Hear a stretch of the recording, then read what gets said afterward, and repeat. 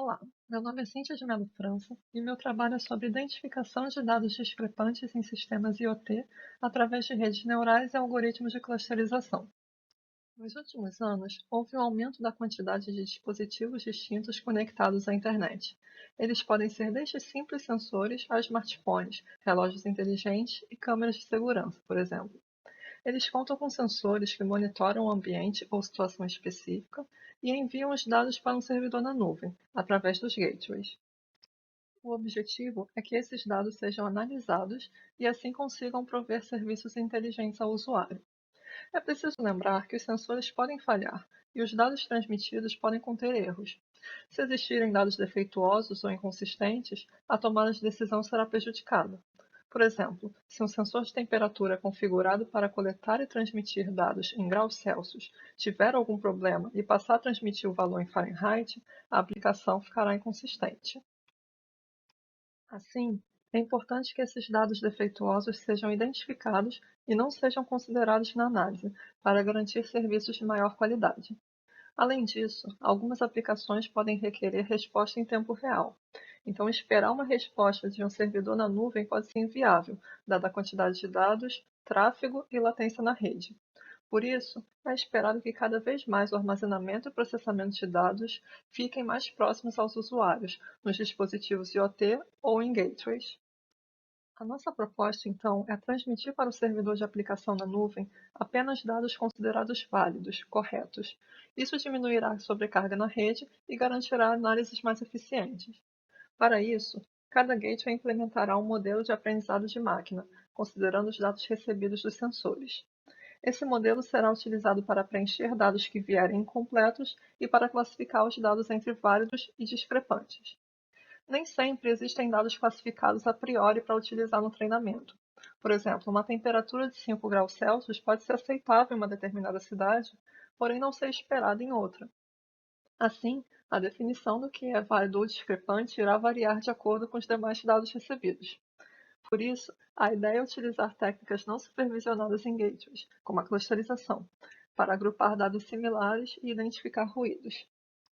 Essa figura exemplifica o modelo. Os registros contêm dados de diversos sensores, que vamos chamar de features, para cada horário. O fluxo padrão é o seguinte: os dispositivos com sensores coletam os dados do ambiente e enviam para o gateway. O gateway verifica se o registro está completo, ou seja, se contém dados em todas as features. Se estiver, o gateway faz a clusterização dos dados para identificar se o registro é válido ou discrepante, estranho. Se for discrepante, identifica o dado com anomalia para adequar a um futuro treinamento. E se for válido, o gateway envia o registro para o servidor de aplicação na nuvem. No entanto, é possível que os registros estejam incompletos, o que impede os algoritmos utilizados de funcionarem corretamente. Se eles forem desconsiderados, a base de dados pode ficar muito pequena, e assim o resultado pode não ser satisfatório. Então, caso o registro não esteja completo, o gateway utiliza uma técnica para preencher os dados faltantes. Quando os registros estiverem completos, segue o fluxo padrão: clusterização e identificação se o registro é válido ou discrepante, e envio para a nuvem caso válido. A etapa que estamos agora é de preenchimento de dados faltantes. Para isso, é possível utilizar algum modelo genérico conhecido ou um modelo específico, no caso, uma rede neural proposta.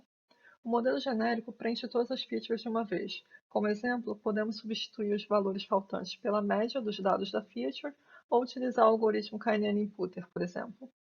Já para a rede neural específica, podemos prever apenas uma feature por vez. No caso, teremos uma rede neural para cada feature, onde as entradas e a saída da rede são referentes a ela. Ou podemos prever todas as features faltantes de uma vez. Nesse caso, as entradas e saídas são referentes a todas as features simultaneamente. Em ambos os casos, uma questão importante é ver se os registros discrepantes, que ainda não foram identificados, terão muito impacto na inferência dos dados faltantes.